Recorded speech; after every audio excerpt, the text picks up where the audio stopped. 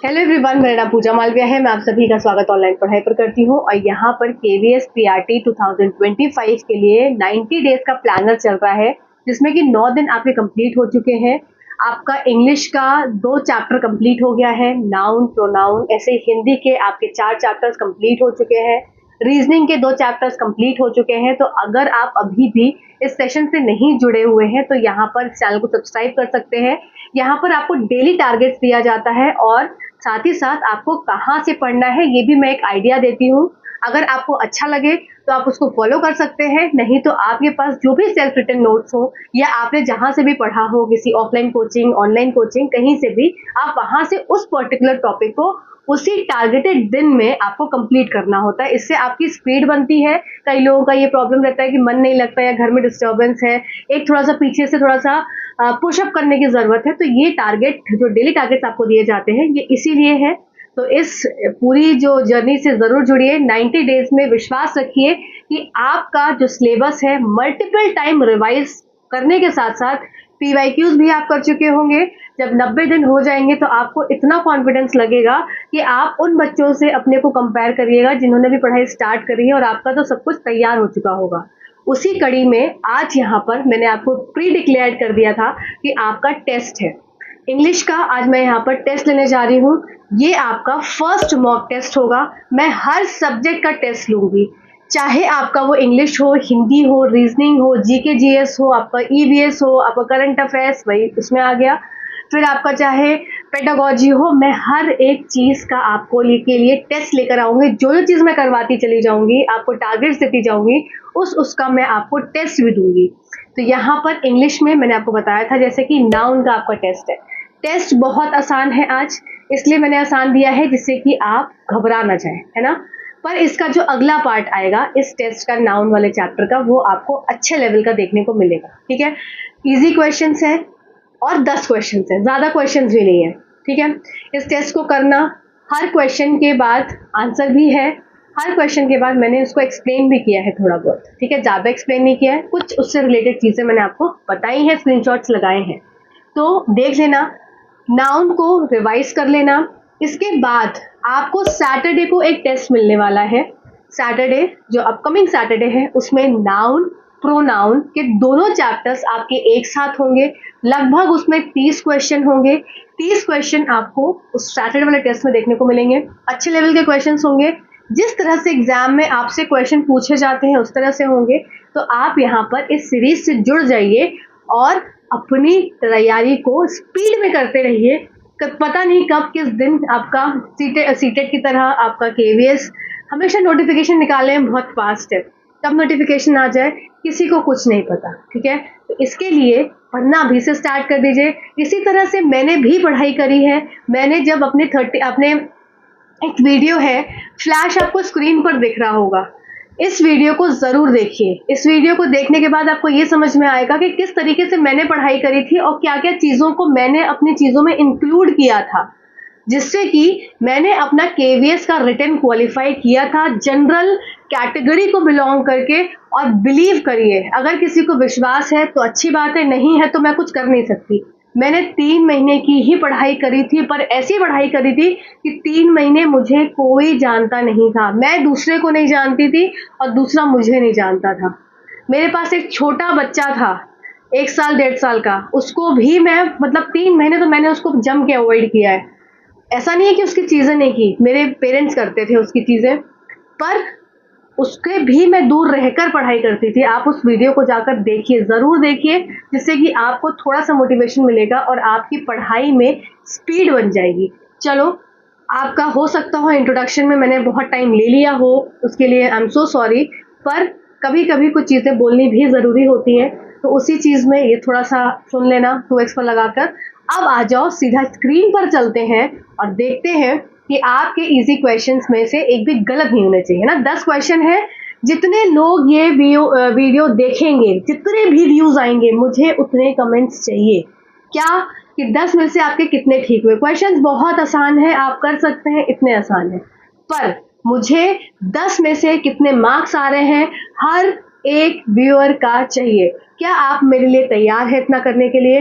Promise करिए और इस चीज को स्टार्ट करिए। चलिए let's get started and start your test. Noun के टेस्ट पे को स्टार्ट कर देते हैं। तो यहाँ पर फर्स्ट क्वेश्चन की तरफ चलते हैं। फर्स्ट क्वेश्चन आपका क्या बोलता है? The dash of his home town was very beautiful.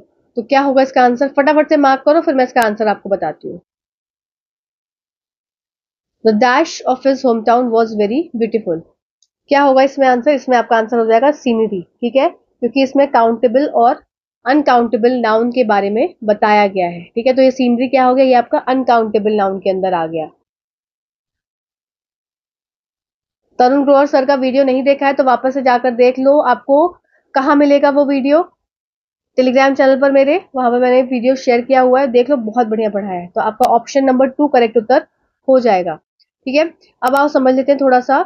जैसे कि कुछ वर्ड्स होते हैं अनकाउंटेबल नाउन्स में, वो कैसे लिए जाते हैं? वो हमेशा सिंगुलर फॉर्म में लिए जाते हैं, इसलिए हम यहाँ पर सीनरीज नहीं बोलेंगे, एडवाइसेस नहीं बोलेंगे, पोइट्रीज नहीं बोलेंगे।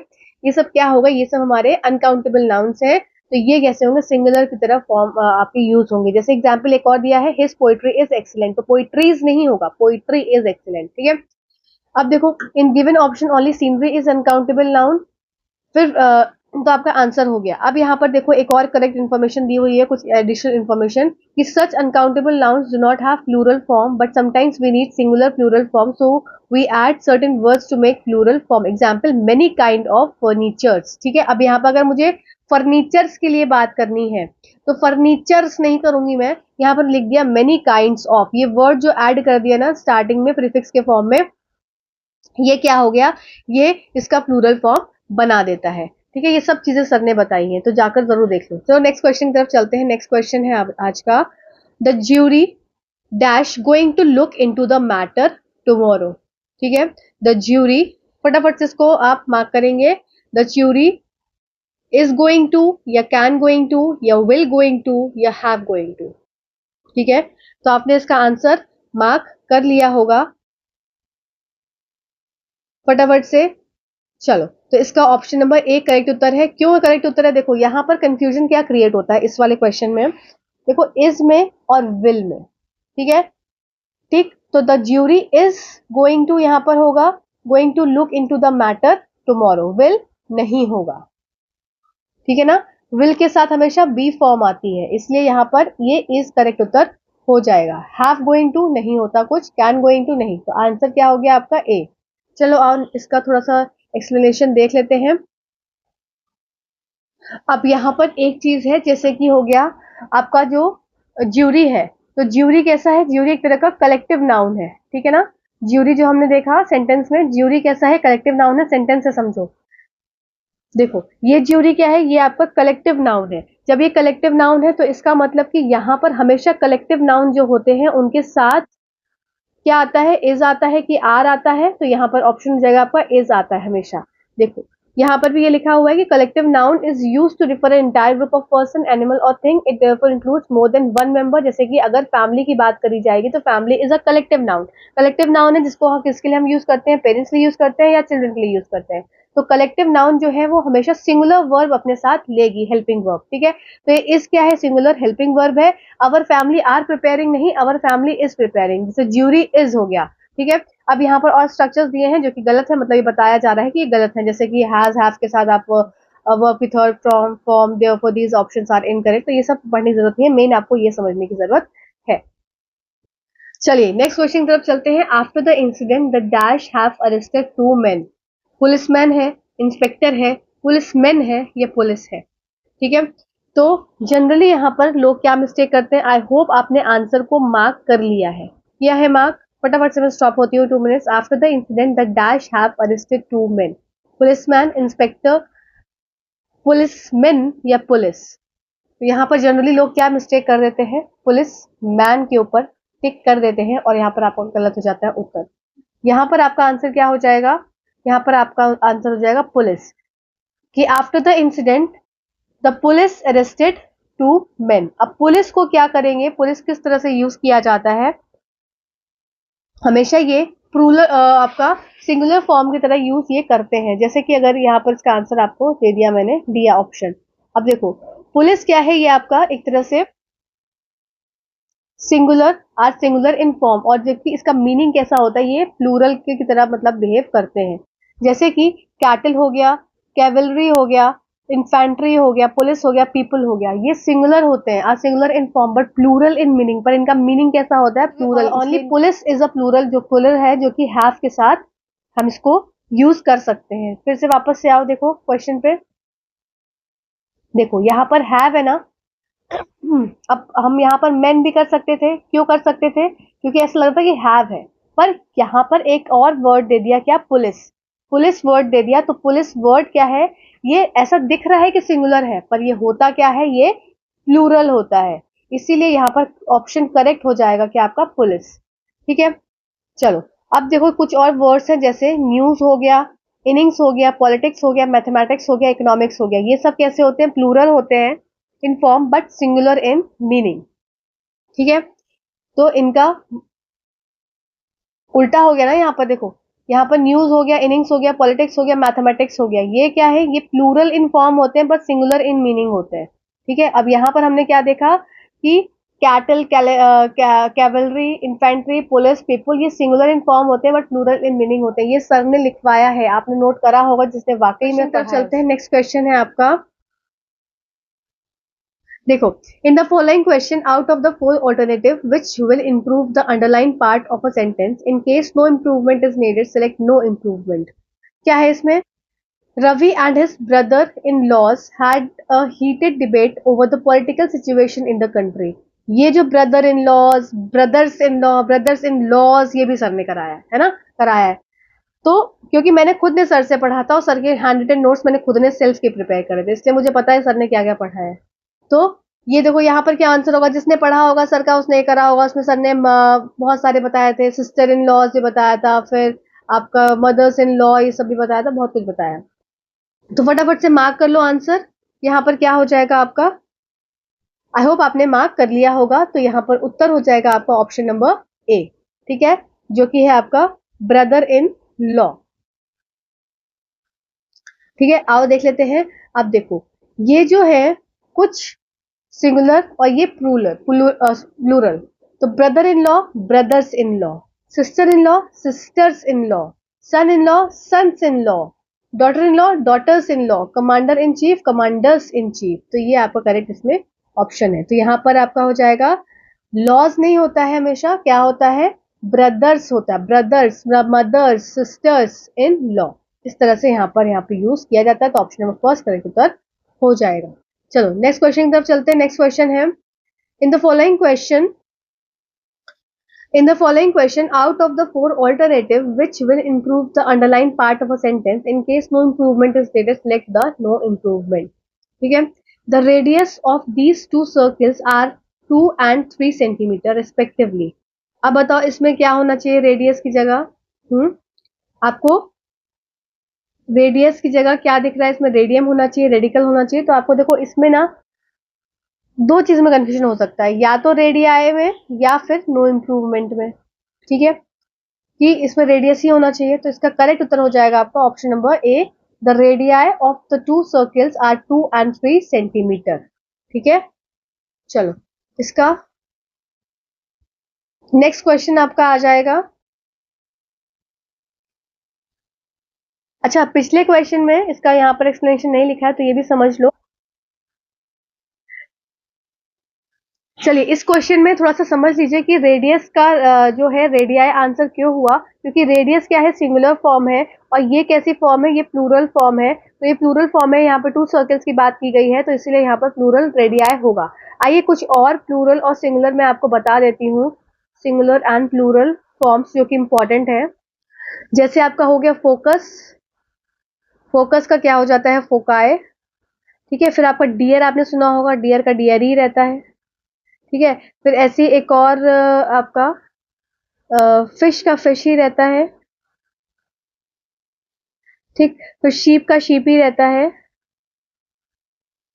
फिर आप समझ सकते हैं इसमें कैरिकुलम में बहुत पूछा जाता है, करिकुलम, करिकुलम का करिकुला। फिर एल्यूमिना का एल्यूमिने। ऐसे करिकुलम आया तो आपने सुना होगा सिलेबस का, आपका हो जाता है सिलेबाए। ठीक है, तो इसी तरह से सर ने भी आपको कराए होंगे, कुछ यहाँ पर मैंने करवा दिए। चलो नेक्स्ट क्वेश्चन की तरफ हम चलते हैं अब जल्दी से। क्या है? The following questions out of the four alternative, इसमें वही चीज है कि आपको ये बताना है कि ये सही है कि नहीं है। They serve summon on the member of legislative assembly to appear in the court of law. तो क्या उन्होंने समन किया? दे सर्व्ड, आपका उत्तर हो जाएगा, तो उत्तर उसमें दिख ही रहा है। तो a summons on the member of legislative, ठीक है, summons on the member of legislative.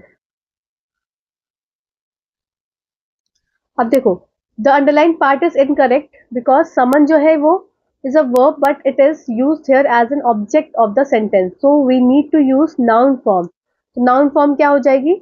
Summons in is the noun form and is singular, so indefinite article a is used, therefore a summons and the summons is correct. तो मतलब ए समन यहाँ पर इसलिए हो गया। तो दे सर्व्ड अ समन्स, ठीक है, नाउन की तरह यूज हो रहा है, on the member of legislative assembly to appear in the court of law. ठीक है, चलो अगले क्वेश्चन की तरफ चलते हैं। सेशन आपको कैसा लग रहा है जरूर बताओ, जिससे कि जब नेक्स्ट टाइम और क्वेश्चंस आएंगे तो आपको कैसा मजा आ रहा है कि नहीं आ रहा है। In the following question, out of the four alternative, which will improve the underlying part of the sentence? In case no improvement is needed, select no improvement. However, when my mother goes to a Sai Baba temple, my sister comes with a group of roses. भाई group of roses कैसे हो सकता है ना? यहाँ पर हो जाएगा bunch of roses. अब मुझे क्या ये बता सकते हो आप कमेंट सेक्शन में क्वेश्चन नंबर 8 के आगे लिख के कि ग्रुप ऑफ किसके किसके लिए यूज होता है ना? ये आपका होमवर्क क्वेश्चन है, इससे थोड़ी आपकी भी कनेक्टिविटी मेरे से बनी रहेगी। ग्रुप ऑफ डैश किसके किसके लिए यूज होता है, एग्जाम्पल मुझे लिखकर आप मुझे जरूर बताएंगे, है ना? चलो अगले क्वेश्चन की तरफ चलते हैं। अगला क्वेश्चन है आपका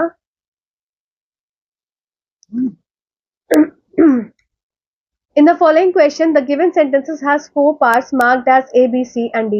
Choose the part of the sentence with the error and mark it as your answer. ठीक है, अमन्स एंड ज्योतिष, ये देखो ये वाला क्वेश्चन ना सर ने अपने जब सेशन कराया है नाउन वाला, इस टाइप के क्वेश्चन बहुत कराए हैं, उन्होंने बहुत कराए हैं और प्रैक्टिस सेट भी दिया है जो मैंने नाउन का तरुण ग्रोवर सर का, उसमें भी ये सर ने इस टाइप के क्वेश्चन कराए हैं। तो आई होप आपने वो पॉइंट नोट किया होगा और इस तरह के क्वेश्चन ना एग्जाम में भी पूछता है एग्जामिनर। अमन्स एंड ज्योतिष, और आपके कितने मार्क्स ठीक हुए हैं, 10 में से कितने ठीक हुए जरूर मुझे बताना। अमन्स and Jyotish house felt deserted when all its dark and empty rooms. ठीक है, तो यहाँ पर फिर से पढ़ो, अमन्स and Jyotish house felt deserted with all its dark and empty rooms. ठीक, तो अमन ज्योति की बात करी जा रही है, वो एकदम बिल्कुल अमन और ज्योति का जो घर है वो अपने खाली कमरे और डार्क अंधेरे और खाली कमरे के कारण सुनसान सा महसूस हो रहा था। ठीक है, डेजर्टेड में सुनसान सा महसूस हो रहा था। तो अब यहाँ पर आंसर क्या हो जाएगा आपका? गलत जो है वो ऑप्शन नंबर ए। तो इसकी जगह क्या होना चाहिए आपका? दोनों देखो, अमन और ज्योतिष का नहीं होगा, एक घर माना जाएगा, तो एक घर के लिए एक वर्ड यूज होगा। तो यहाँ पर आपका क्या करेक्ट होना चाहिए? जैसे अमन एंड ज्योतिष ऐसे यूज करेगी आप इसको इस तरह से। तो यहाँ पर देखो, द टर्म अमन एंड ज्योतिष इज ग्रामेटिकली इनकरेक्ट। तो इंस्टेड जैसे रोहित एंड नेहाज हाउस, जैसे अमन एंड ज्योतिष हाउस, इस तरह से आप जो लास्ट वाला है उसके हाउस के आगे एक पोस्ट ऑफिस लगाते हैं। इफ टू और more nouns are ownership indicate the possession only once and on the final noun. ये सर ने भी बताया है अच्छे से कि जैसे पूजा एंड रवि है तो पूजा एंड रवीज हाउस ऐसे होगा, या रवि एंड पूजाज हाउस। जो सेकंड वाले पे है उस पे पोस्ट ऑफिस आपका आ जाता है। When one noun is qualified by two possessive nouns, both must have the possessive sign unless joint possession is indicated. ठीक है, अब Aman's and Jyotish house felt, ये क्या हो जाएगा? Deserted with all its dark in the empty room. इसी तरह से यहाँ पर और भी ऑप्शन हैं। Jack and Jill's pail of water, king and queen's journey to India, my kids always demand Huntley and Palmers biscuit. ठीक है, तो ये बात सबको समझ में आ गई ना कि हमेशा जैक मतलब एक वाले पे अपोस्ट्रोफी एस नहीं आएगा, दूसरे वाले पे अपोस्ट्रोफी एस आएगा जब ओनरशिप क्या रहेगी आपकी? एक सी रहेगी। ठीक है ना? चलो नेक्स्ट क्वेश्चन की तरफ चलते हैं। आज का आखिरी क्वेश्चन, और आई होप आपको ये सेशन कैसा लगा प्लीज मुझे बताना, जिससे कि मैं हर एक सब्जेक्ट का आपको टेस्ट जरूर देना चाहती हूँ। हर आप जो अपना तैयारी करते चले जा रहे हो उसके बाद मैं हर चीज का आपको टेस्ट देना चाहती हूँ, जिससे कि आपका कितना प्रिपेयर हुआ आप रियल में आपका सेल्फ इवेल्युएशन हो पाए। ये टेस्ट के नंबर्स किसी को नहीं दिखाए जा रहे हैं, ये टेस्ट के नंबर कहीं मैं इसका पोल नहीं लगा रही हूँ। ये टेस्ट आपके सेल्फ इवेल्युएशन के लिए है कि आपकी कितनी तैयारी एग्जैक्ट हुई है, आपको नाउन के कितने रूल्स याद हैं, आपको आगे कितने रूल्स याद रहेंगे, ठीक है ना। तो ये इवेल्युएशन मैं करना चाहती हूँ आपके साथ, तो आप कितने इंटरेस्टेड हैं आप मुझे अपना इंटरेस्ट जरूर शो करके दिखाइए। In the following question the given sentences has 4 part marks A B C D. Choose the part of the sentence with the error and mark it as your answer. If there is no error, mark it as no error. My car's tires are made up of rubber and filled with compressed air. अब यहाँ पर देखो, यहाँ पर आपको क्या हो जाएगा, आंसर ए वाला ऑप्शन करेक्ट हो जाएगा। क्यों होगा? माई कार्स टायर नहीं होगा यहाँ पर, जो आप ये आपके नॉन लिविंग थिंग है, तो इसमें आप अपोस्ट्रोफी फेस इस तरह से यूज नहीं करते हैं। इंस्टेड आप कैसे यूज कर सकते हैं, the tyre of my car, the tyre of my car, ये आपका करेक्ट होना चाहिए यहाँ पर पहले वाले में। तब अगर ऐसा होता तो ये आपका करेक्ट हो जाता। तो द माई कार्स टायर नहीं, the tyre of my car made up of rubber and filled with compressed air, ये आपका ए वाले में जो एरर है वो है। अच्छा, अब यहाँ पर एक लिखा है, we know that apostrophe phrase is not generally used in case of possession of non-living thing, instead we use of। जैसे the leg of the table, the legs table नहीं होगा, my legs table नहीं होगा, the table of my the legs of the table। जैसे यहाँ पर my car's tire नहीं, the tire of my car। तो इस तरीके से यहाँ पर आपके ये पूरे क्वेश्चंस खत्म होते हैं, 10 क्वेश्चंस। आई होप आपको मजा आया होगा, मुझे तो बड़ा मजा आया आप लोग का टेस्ट लेने में। और कितने मार्क्स आते हैं out of 10, this is your work to tell me, जिससे कि मुझे समझ आए तो आप लोग पढ़ भी रहे हो कि नहीं पढ़ रहे हो, है ना। Thank you so much for watching this video.